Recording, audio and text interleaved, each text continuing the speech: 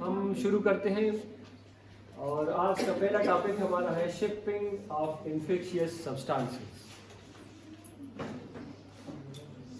Next please. So objective of this lecture are to describe categories of infectious substances. हम different categories के बारे में पढ़ेंगे, triple packaging के बारे में पढ़ेंगे हम इस क्लास में, and to perform marking and labelling of packages के लिए जो सैंपल हमारे हैं उस पैकेज को हमने लेबल कैसे करना है, and to fill the airway bill. जो हमारे अक्सर कुरियर जो बाहर जाते हैं हमारे sample, the samples goes through airway, तो एयरवे में बिल जो है एयरवे का वो कैसे फिल करते हैं ये भी हम आज की क्लास में पढ़ेंगे। Okay, transfer of infectious substances, transfer within the laboratory, transfer हमारे पास within the lab भी हो सकता है। एक डिपार्टमेंट के अंदर, जैसे हमारे डिपार्टमेंट में 10-12 लैब्स है, तो किसी एक लैब से दूसरे लैब में भी सैंपल जा सकता है, किसी एक डिपार्टमेंट से दूसरी डिपार्टमेंट भी जा सकता है विद इन दिस यूनिवर्सिटी, या हम अपनी यूनिवर्सिटी से बाहर अब्रॉड भी सैंपल्स भेज सकते हैं। तो हर जहाँ पे हमने सैंपल भेजने हैं, हर तरीके जो है, जो भी तरीका है उसके अपने प्रोसीजर्स है, अपनी रूल्स रेगुलेशन है, जो कि हमें याद होने चाहिए कि अगर हमने सैंपल ट्रांसफर करने हैं तो क्या प्रोसीजर हमने फॉलो करने हैं, क्या एसओपीज है जो कि हमने फॉलो करने हैं। सो transfer with in a building भी हो सकता है, ट्रांसफर बिटवीन बिल्डिंग भी हो सकता है। इसके अलावा of site transport of infectious substances भी हो सकता है। ऑफ साइट मतलब इस यूनिवर्सिटी से आप एक शहर से दूसरे शहर या एक मुल्क से दूसरे मुल्क भी हम भेज सकते हैं। लेकिन बहरहाल जहाँ भी हमने भेजना हो, सो हमने जो स्टैंडर्ड ऑपरेटिंग प्रोसीजर्स है तो वो हमने फॉलो करना है। Next, so global access to information, biomaterials and technology poses a threat in terms of biological terrorism and global outbreak of diseases। तो जो सैंपल हम ट्रांसफ़र कर रहे हैं इसके साथ usually we do it for good purpose, लेकिन इसके साथ कुछ गलत भी हो सकता है। ये बायोटेररिज्म में भी यूज़ हो सकते हैं, और इसके अलावा आउटब्रेक भी हो सकता है अगर वो मिस हैंडल हो जाए वो एजेंट्स, ईदर इंटेंशनली या unintentionally, that may cause eruption of a disease in a particular area. So इसलिए पैकेजिंग, ट्रांसपोर्टेशन और सारे एसओपीज फॉलो करना बहुत जरूरी है। This can only be mitigated by enhancing by safety and by security in a facility around the world. पूरी दुनिया में अगर हमने कोशिश करनी है कि बीमारियां ना फैले हमारे ट्रांसपोर्टेशन की वजह से और ये बायो टेररिज्म में यूज ना हो, तो हमने अपनी बायो सेफ्टी और बायो सिक्योरिटी को हमने इम्प्रूव करनी होगी। Safe transportation of infectious agents is one of the most important aspects in this context। So इसी context में हम बात कर रहे हैं कि safe transportation जो है infectious agents की, biological agents की, वो बहुत ज़रूरी है। Shipping dangerous goods, the items you are planning to ship may come under the definition of dangerous goods। So ये हमें डिफिनीशन पता होना चाहिए कि डेंजरस गुड्स क्या चीज़ है, क्या चीज़ें हमें जो है उनको हम डेंजरस गुड के ज़मरे में वो आती है। So what is considered dangerous? It's anything which if not handled correctly could harm you, the driver, the receiver and other shipments और द एनवायरनमेंट। अगर हम प्रॉपरली शिप ना करें तो वो सारे मटीरियल जो कि आपको, ड्राइवर को, माहौल को नुकसान पहुंचा सकते हैं, वो आएंगे डेंजरस गुड्स के डिफिनीशन के अंदर। If you are not sure whether your shipment is dangerous or not, ask the manufacturer or the supplier for a material safety data sheet। अगर आपको नहीं मालूम कि आपके मटेरियल जो आप जिसकी शिपमेंट कर रहे हैं कि वो डेंजरस गुड के ज़मरे में तो नहीं आती, सो आप क्या करें, MSDS material safety data sheet उस मैन्युफैक्चरर से तलब कर लें, तो उस तब आपको जो है इंफॉर्मेशन मिल सकती है कि आया ये डेंजरस गुड्स है कि नहीं है। If it contains a UN number, it's dangerous goods। जो डेंजरस गुड्स आपको या मौसूल हो रहे हैं या आप भेज रहे हैं, तो हर शिपमेंट पे अपना UN नंबर होगा। वो UN नंबर जो है वो स्पेसिमन की क्वालिटीज़ को, करेक्टर्स को रिफ्लेक्ट करता है। ये स्पेसिमेन जो है ये इन्फेक्शियस है, बायोलॉजिकल है, एग्जेम्प्ट है, इंसानों को बीमार करते हैं, जानवरों को करते हैं, ठीक है। क्या कैटेगरी है, तो ये हमने यूएन नंबर से लगा के, या अगर किसी शिपमेंट पे लगा हो तो उससे हमें अंदाजा होगा। Proper shipping names are used to clearly identify the dangerous article और सब्सटेंसेस। सो जो प्रॉपर शिपिंग नेम्स है वो यूजुअली यूज होते हैं to clearly identify the dangerous article और सब्सटेंसेस। जो आपके डेंजरस आर्टिकल है या सब्सटेंसेस है वो उससे क्लियर होते हैं। सो जो इंटरनेशनल रेगुलेशंस है आपके ट्रांसपोर्टेशन या तो बाय रोड जाएंगे या बाय एयर जाएंगे या थ्रू मेरीन जो है मेरी टाइम से हो जाएंगे। सो अगर आपके सैंपल्स थ्रू एयर रूट जा रहे हैं so then International Civil Aviation Organization जो है ICAO and International Air Transport Association IATA, फिर आपने इनके गाइडलाइंस फॉलो करने हैं। अगर आपके सैंपल्स थ्रू एयर जा रहे हैं तो जो IATA के जो रूल्स रेगुलेशन है वो आपने फॉलो करने हैं, वो आप पे लागू होंगे। Then regulation concerning international carriage of dangerous goods by rail (RID) in Europe, Middle East and North Africa. अगर आपने थ्रू ट्रेन भेजने हैं तो आप पे RID की रूल्स लागू होंगे। And then the European Agreement concerning the international carriage of dangerous goods (ADR) ये भी आप पे लागू होंगे। और इसके अलावा maritime dangerous goods code by international maritime organisation IMO, तो इनके जो रेगुलेशंस हैं वो भी आप पे लागू होंगे अगर आपके सैंपल्स थ्रू शिप जा रहे हैं किसी दूसरे मुल्क या किसी दूसरे city. Now it's the शिपर responsibility. Shippers की क्या रिस्पांसिबिलिटी है? क्लासिफिकेशन, प्रॉपरली क्लासिफाई हो वो सैंपल की ये क्या सैंपल है, कौन सा सैंपल है, और यूएन नंबर से वो रिफ्लेक्ट हो। देन कम्स आइडेंटिफिकेशन, उसको आसानी से आराम से आइडेंटिफाई किया जा सकता हो। पैकेजिंग, उसकी प्रॉपर पैकेजिंग हो, ट्रिपल पैकेजिंग, उस पर हम आगे स्लाइड में बात करेंगे। मार्किंग एंड लेबलिंग, उस पर प्रॉपर मार्किंग हो, क्या सैंपल है, किधर जा रहा है, कितनी कंसंट्रेशन में है, कल्चर है या ब्लड सैंपल है या जो भी है, स्पूटम है, ठीक है। देन डीकंटामिनेशन, अगर पुराना खासा आपके पास SOPs होने चाहिए, कोई स्पिल हो जाता है आपने उसको तलफ करना है तो डीकंटामिनेशन की प्रोसीजर भी आपके पास होनी चाहिए।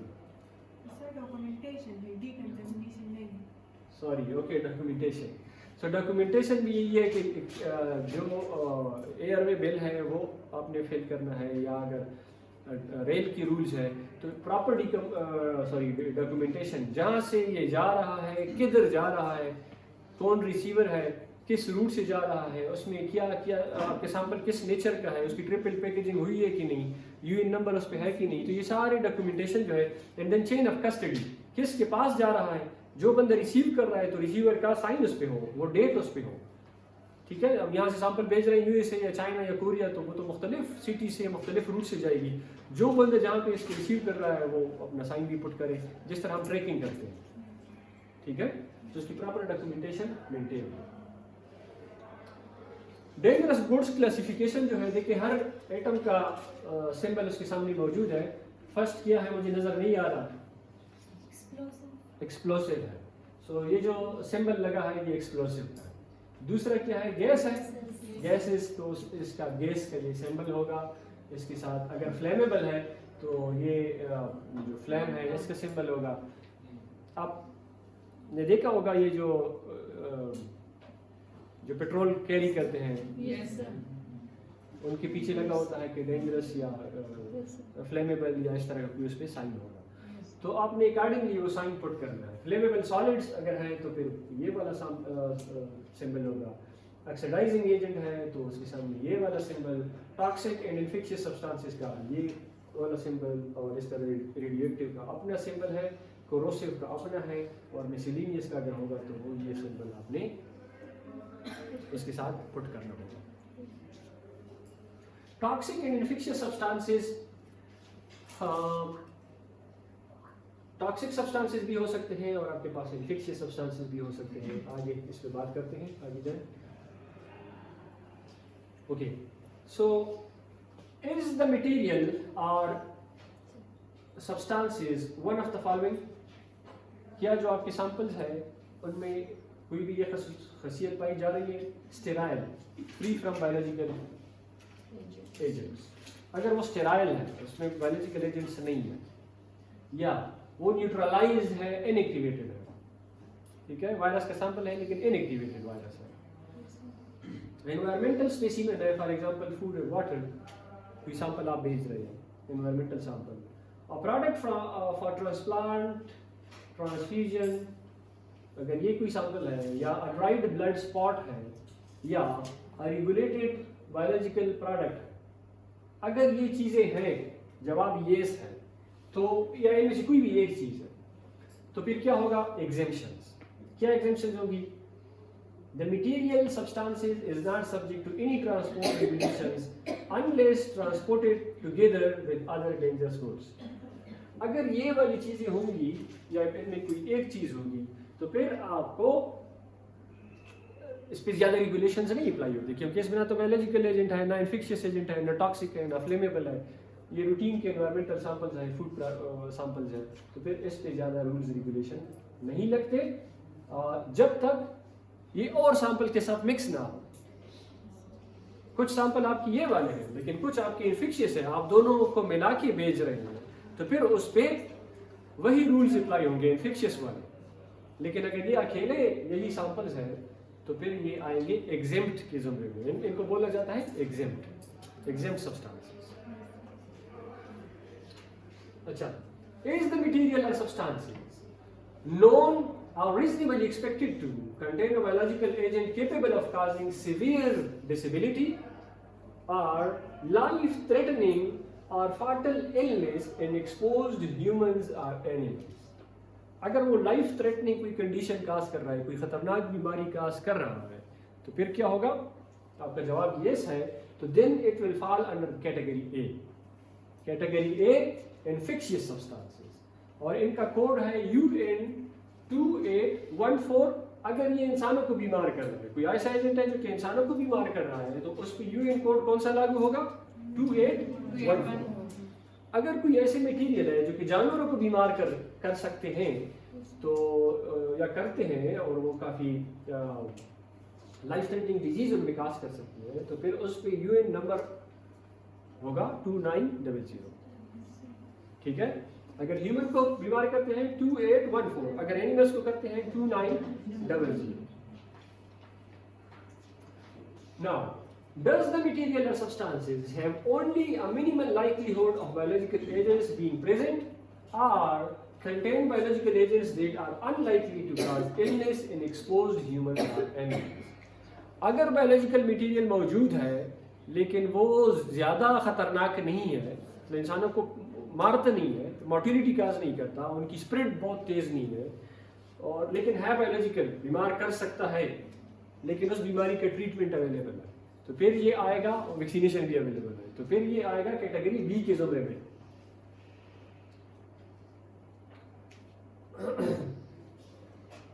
Does the material substance only have a minimal likelihood of biological agent being present or contain biological agents that are unlikely to cause illness in exposure? अच्छा, अगर वो बीमारी काज नहीं करता तो फिर ये आएगा एग्जेम्प्ट के जुमरे में। अगर वो बीमारी काज करता है, बायोलॉजिकल एजेंट है, तो वो आएगा कैटेगरी बी, वो होगा कैटेगरी बी, आगे स्लाइड में होगा। अब ये है एग्जेम्प्ट ह्यूमन और animal specimen, then apply basic triple packaging system और UN 3245 number, genetically modified microorganism और जेनेटिकली मॉडिफाइड ऑर्गेनिज्म। अगर वो एग्जेम्प्ट है तो उसकी कोई UN नंबर नहीं लागू होगा। अगर वो जेनेटिकली मॉडिफाइड माइक्रोऑर्गेनिज्म है और जेनेटिकली मॉडिफाइड ऑर्गेनिजम्स है तो उनके साथ UN नंबर होगा 3245। 3245 UN नंबर आप साथ में लिखिए। अब है कैटेगरी बी इन्फेक्शियस सब्सटेंसेस, ये कौन से हैं? इनके लिए नंबर है UN 3373। Biological substances of category B, then UN 3291, these are biomedical waste. अगर आपका बायोमेडिकल वेस्ट जनरेट हो रहा है, वो आपने भेजना है किसी और जगह फॉर डंपिंग और फॉर बरियल और फॉर इंसिनरेशन, तो उसके साथ UN कोड होगा 3291। 91. Our clinical waste unspecified. Our medical waste are regulated medical waste. तो जितने भी मेडिकल वेस्ट होगा उसके साथ यूएन कोड होगा 3291. और अगर कोई बायोलॉजिकल सब्सटेंसेस है तो फिर उनके साथ कोड होगा 337. तो मुझे दिखाई नहीं दे रहा, लेकिन बहरहाल इसमें कैटेगरी ए है और कैटेगरी बी है. तो उसकी इस दोनों की डिफिनीशंस हैं, फिर यूएन नंबर हैं दोनों के लिए, फिर डिकंटामिनेशन डॉक्यूमेंटेशन है और देन पैकेजिंग है. ठीक है, तो दोनों का जो हमने पीछे पढ़ा और वही चीज़ें हैं, लेकिन थोड़ी डिटेल से दी गई है. तो बहुत छोटा है, मुझे दिखाई नहीं दे रहा, ये लोग आप फिर पढ़ लें. सर जो डिजीज काजिंग एजेंट है वो किस कैटेगरी में है? कौन बात कर रही है? जो डिजीज काजिंग, अगर वो बीमारी काज करते हैं कोई ऐसे एजेंट्स, तो वो होंगे कैटेगरी बी. सीवियर केसेस जब बहुत सीवियर हो, उनकी मार्टिलिटी बहुत ज़्यादा हो, उनकी ट्रीटमेंट अवेलेबल ना हो, वो फिर होंगी इन्फेक्शियस सब्सटेंसेस कैटेगरी ए. और एग्जेम्पशन एग्जेम्प्ट वो है जो कि कोई प्रेगनेंसी टेस्ट हो गया, कोई फूड सैंपल आप भेज रहे हैं, कोई इन्वायरमेंटल सैंपल आप भेज रहे हैं, कोई सॉइल का आपने सैंपल लिया भेज रहे हैं, तो वो होगा, डिजीज काजिंग नहीं है. वो डिजीज काज नहीं करते, वो आएंगे एग्जेम्प्ट की कैटेगरी में. लेकिन ट्रिपल पैकेजिंग आपने सबकी करनी है. जितनी भी आपके सैंपल है, चाहे वो इन्फेक्शियस है, चाहे बायोलॉजिकल है, चाहे एग्जेम्प्ट है, आपने सबकी ट्रिपल पैकेजिंग करनी होगी. तो ट्रिपल पैकेजिंग कैसे करते हैं? ये ऐसे करते हैं. ट्रिपल पैकेजिंग में ये होगा आपका प्राइमरी कंटेनर, इसके अंदर आपका सैंपल होगा. ठीक है, this is primary container. Primary container जाएगा सेकेंडरी कंटेनर में, छोटा डब्बा. बड़े डब्बे में हम बंद करते हैं, बड़े डब्बे को थर्ड लेयर ऑफ प्रोटेक्शन हम देते हैं. तो ये होगी ट्रिपल पैकेजिंग. ये एक किस्म की हमारी पाकिस्तान की अपने सिस्टम के हिसाब से हमारी ऐसी पैकेजिंग होनी चाहिए. ठीक है, आगे जाए. जो जनरली रिकमेंडेड ट्रिपल पैकेजिंग है वो ऐसी होगी. प्राइमरी कंटेनर, इसके अंदर सैंपल है, वो सेकेंडरी कंटेनर में जाएगा. सेकेंडरी कंटेनर जो है ये इसमें कुशिंग मटेरियल होता है जो कि एब्जॉर्बेंट होता है. ठीक है, ताकि इसको ब्रेक ना हो, ये इसको प्रोटेक्ट करता है. Primary container, primary container secondary container में, सेकेंडरी कंटेनर को हम इस डब्बे में बंद करते हैं जिस पे बायोहैजर्ड का सिंबल होगा और एरोज ऐसे. तो सैंपल मतलब ऐसे हमने डालना होगा. और फिर जो भी स्पेसिमेन आपकी है उसके हिसाब से आप इस पे नंबर डालेंगे. वो इन्फेक्शियस है, बायोलॉजिकल है, एग्जेम्प्ट है, जेनेटिकली मॉडिफाइड है, मेडिकल बायोवेस्ट है, जो भी है आप उस हिसाब से इस पे अपने यूएन नंबर डालेंगे. Next category B. पहला कैटेगरी ए था, इसकी भी same primary container, secondary container, वो जाएगा टर्सरी कंटेनर में. ठीक है, इसके यूएन नंबर 3373. ये मतलब कैटेगरी बी है. सर इस डब्बे में 2 सैंपल हो सकते हैं. हाँ, अगर आपने बचत करनी है, बिल्कुल आपके पास ज़्यादा सैंपल है, बेच रहे हैं आप, तो बेशक आप 2 भी रख सकते हैं. ठीक है, या आपके जैसे छोटे छोटे पीसीआर ट्यूब है या पेंडोर्फ ट्यूब है, आप मुख्तलिफ उसमें सैंपल डाल दें. तो ये प्राइमरी कंटेनर हो गया, उसको एक दूसरे डब्बे में बंद कर दें. तो आप ये कह लें कि जैसे चाय की पत्ती का जो डब्बा है उस लेवल का एक डब्बा हो, तो ये सेकेंडरी कंटेनर हो जाएगा. अब तीसरे उसके हार्ड बोर्ड में आप बंद करेंगे, टर्सरी कंटेनर हो जाएगा. यूएन अप्रूव्ड पैकेजिंग क्या है? Types of packaging material, class of substances packed and year. UN symbol इस पे होना चाहिए और अप्रूवल कंट्री और मैन्युफैक्चरर आइडेंटिफिकेशन. 4G class. अच्छा आगे जाए. सर यूएन नंबर हर कंट्री का है. नहीं, UN these are standard numbers. ये स्टैंडर्ड है पूरी दुनिया की. अगर आपका इन्फेक्शियस सब्सटेंस है तो उस पर वही पर्टिकुलर नंबर लागू होगा. अगर बायोलॉजिकल है तो उस पर वही 3373 नंबर लागू होगा. जो आपका सैंपल है उस हिसाब से आपने इस पे वो यूएन नंबर लगाना होगा आपको. Packaging instructions for exempt. Exempt के लिए भी यही है, एग्जेम्प्ट ह्यूमन स्पेसिमेन इस पे लिखा होना चाहिए, लेकिन इसकी भी ट्रिपल पैकेजिंग होनी चाहिए. वही प्राइमरी कंटेनर स्पेसिमेन जो है प्राइमरी कंटेनर में होगा, और देन एब्जॉर्बिंग मटेरियल यहाँ पे है, ये सेकेंडरी कंटेनर है और ये आउटर पैकेजिंग. और इस पे लिखा होना चाहिए एग्जेम्प्ट ह्यूमन स्पेसिमेन और इस पे कोई यूएन नंबर नहीं है. Next, the exempt substances no UN number, exempt human specimen, exempt animal specimen, सिर्फ आपने ये उस पर लिखना होगा। देन पैकेजिंग रिक्वायरमेंट, क्या रिक्वायरमेंट है? Number 1 feature, primary container should be leak proof for category A also and for category B also. This should be leak proof. Or for example also this should be leak proof, the primary container. Secondary container should be also leak proof for all of the 3 categories. Outer container जो है for infectious substances, this should be 95 K Pascal pressure. इतना pressure ये afford कर सकता हूँ। और category B वाला भी सेम प्रेशर, ये भी ये बर्दाश्त कर सकता हूँ। और जो एग्जाम्पल है जस्ट उसकी एडिक्वेट स्ट्रेंथ है। अच्छा, इसके लिए हमने ड्रॉप टेस्ट करना होगा। जो इन्फेक्शियस सब्सटेंसेस है उसको हम 9 मीटर से हम अगर उसको गिराएं, उसको वो टूटे ना, वो ब्रेक ना हो, उसमें क्रैक्स ना पड़ते हो, इतना स्ट्रांग होना चाहिए। ठीक है, 9 metre from top category A जो है उसका ये ड्रॉप टेस्ट होना चाहिए। और अगर कैटेगरी बी सब्सटेंस है तो फिर वो 1.2 मीटर से अगर हम गिराते हैं तो उसमें क्रैक और लीकेज ना हो। फिर हम पंक्चर टेस्ट करते हैं 7 kg तक कैटेगरी ए, और ये दूसरा जो है वो इनफ रिजिड मटेरियल होना चाहिए। यूएन स्पेसिफिकेशन दोनों की ए बी के लिए यस और एग्जाम के लिए नहीं। और शिपर जो है वो दोनों के लिए, कैटेगरी ए और कैटेगरी बी के लिए ट्रेन्ड शिपर होना चाहिए। वो लोग प्रॉपरली ट्रेन होते हैं शिपिंग में। नेक्स्ट, अच्छा, शेप आउटर कंटेनर स्टेप आपने कौन से फॉलो करने हैं? डॉन ग्लव्स, रेप जो है pushing material around primary container, close secondary container, place secondary container into inner lining in outer container. Ensure proper labeling and making category A package. Close outer container, open secondary container, insert laboratory test instructions. Laboratory instructions भी आपने उसी में डालनी होंगी। Place sample into secondary container, ये सारी चीजें आपने ये प्रोसीजर आपने फॉलो करना होगा।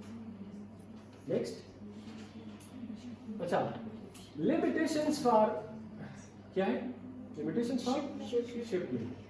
मैक्सिमम 50 ml और 50 ग्राम पर package for passenger aircraft. Maximum 4 kg 4 litre पर पैकेज फॉर कार्गो एयरक्राफ्ट। अगर आपका सैंपल कार्गो में जा रहा है तो ये 4 kg या 4 लीटर तक सैंपल आप भेज सकते हैं। लेकिन अगर वो पैसेंजर एरोप्लेन में जा रहा है तो फिर उसके लिए 50 ml या 50 ग्राम वेट अलाउड है। मैक्सिमम कैटेगरी बी के लिए 4 kg या 4 लीटर और मैक्सिमम 1 लीटर पर प्राइमरी कंटेनर। और प्राइमरी में आप 1 डाल सकते हैं, एज अ होल आप 4 kg या 4 लीटर से ज़्यादा नहीं डाल सकते। Multiple primary containers can be shipped in the same package. All the primary containers must be individually wrapped to provide container. आप मल्टीपल कंटेनर, जो आपका क्वेश्चन था बी, आप प्राइमरी मल्टीपल कंटेनर एक कंटेनर में डाल के भी आप बेच सकते हैं। पैकेजिंग डायमेंशन, ये इसकी डायमेंशन है। एक्सटर्नल डायमेंशन 100 मिलीमीटर होनी चाहिए और इसकी प्रॉपर पैकेजिंग और प्रॉपर डायमेंशन होनी चाहिए। Then labeling, improper labeling may not be accepted by courier. अगर प्रॉपर लेबलिंग नहीं हुई तो कोरियर आपसे सैंपल नहीं एक्सेप्ट करेगा, या जहाँ पे ये भेज रहे हैं आप वो भी आपसे रिसीव नहीं करेंगे अगर इसकी प्रॉपर लेबलिंग नहीं हुई। कोरियर भी आपको रिफ्यूज कर सकता है आपके पैकेजेस को। मे काज डिले भी हो सकती है अगर आपकी प्रॉपर पैकेजिंग नहीं है, लेबलिंग नहीं है। May be return to the shipper, आपको वापस भी भेजा जा सकता है और आपके जो रिसीवर है वहाँ तक नहीं पहुँचेगा। देन कस्टम रिटेंशन, कस्टम भी इसको अपने पास रिटेन कर सकता है। शिपर address and telephone number, receiver address and telephone number, ये पैकेजिंग मटेरियल पैकेज मार्किंग होनी चाहिए। ये मार्किंग आपने करनी है। शिपर एड्रेस और टेलीफोन नंबर आपने लिखना है, रिसीवर का एड्रेस और टेलीफोन नंबर आपने लिखना है, इमरजेंसी कॉन्टैक्ट इन्फॉर्मेशन आपने लिखने हैं, और देन यूएन स्पेसिफिकेशंस मार्किंग भी आपने इस पे प्रॉपरली जो स्पेसिमेन होगा अकॉर्डिंगली आपने वो यूएन नंबर इस पे पुट करना होगा। Proper name and शिपर number, shipping number, ये भी आपने इस पे पुट करना है। Package levels, infectious substance level, package orientation level, तो दोनों लेवल इस पे होने चाहिए। इन्फेक्शियस सब्सटेंस लेवल ये और ओरिएंटेशन लेवल, ये दोनों लेवल इस पे होने चाहिए। Airway bill goes with shipment made by air. Shipper and courier must complete form. May say cargo aircraft only, CAO, cargo aircraft only. अगर आपकी मटेरियल कार्गो के थ्रू जाएंगी तो इस पे आपने लिखना होगा CAO। इस पे शिपर और कोरियर का कंप्लीट एड्रेस होना चाहिए। और ये बिल जो है, ये इंफॉर्मेशन जो है, ये डॉक्यूमेंट, ये आपके जो टर्सरी कंटेनर है उसी में आप डाल के स्पेसिमेन के साथ ये जाएगा। ये ऐसे एयरवे बिल होगा जिसकी पूरी इंफॉर्मेशन होगी। In shipping category infectious substances we will need to insert the following text. यहाँ पे ये आप dangerous goods as per attach shipper's declaration, यहाँ पे इस पे लिखा होना चाहिए कि ये डेंजरस गुड्स है और ये पूरा एयरवे बिल जो है ये आपने पूरा फिल करना होगा। In nature and quantity of good box, laboratory samples, जो भी चीज़ें हैं वो आप यहाँ पे लिखेंगे, laboratory samples की detail. Next, dangerous goods declaration is not required. Contact details of responsible person given in the handling information box unless already marked or packaged. Category B के लिए है, ठीक है। Next, category B के लिए आप dangerous goods नहीं लिखते क्योंकि category B वाले dangerous नहीं होते, infectious जो है उसके साथ आप dangerous लिखते हैं। Then category B, nature and quantity of goods box must be marked as biological substances, category B, और ये नंबर भी आप लिखेंगे और category B भी उस पे पुट करेंगे।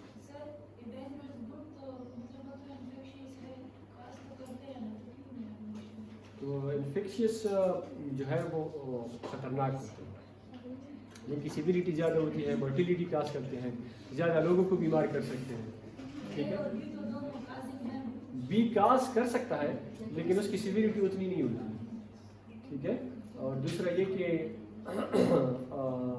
क्या नाम है, सिविलिटी भी उतनी नहीं होती है, मॉर्टेलिटी भी इतनी नहीं होती है, ट्रीटमेंट भी अवेलेबल होता है, वैक्सीनेशन भी अवेलेबल होती है, तो इसलिए वो डेंजरस गुड के अंदर नहीं है। Declaration of dangerous goods form is always encoloured with edges in red in text and black. ये फॉर्म ऐसे होगा, इसके जो एजेस है वो रेड होंगे और टेक्स्ट जो है वो ब्लैक है। डिक्लेरेशन ऑफ क्या है, डेंजरस गुड्स, ये सारी इंफॉर्मेशन ऊपर आप शिपर डिटेल लिखेंगे, नीचे रिसीवर्स इंफॉर्मेशन लिखेंगे, यहाँ पे आपके सैंपल्स की इंफॉर्मेशन होंगी, तो ये आपने पूरा का पूरा फिल करना होगा। ये आपको दिखाया जस्ट फॉर योर इंफॉर्मेशन, आपको दिखाई दे रहा है, आपने इसको प्रॉपर्ली फिल करना है। नेक्स्ट नेक्स्ट नेक्स्ट, ठीक है। यहाँ पे आपने 24 आवर्स कांटेक्ट डिटेल देने हैं रिस्पॉन्सिबल पर्सन की, कौन रिस्पॉन्सिबल है, इन केस ऑफ इमरजेंसी किसके साथ कांटेक्ट किया जाना चाहिए,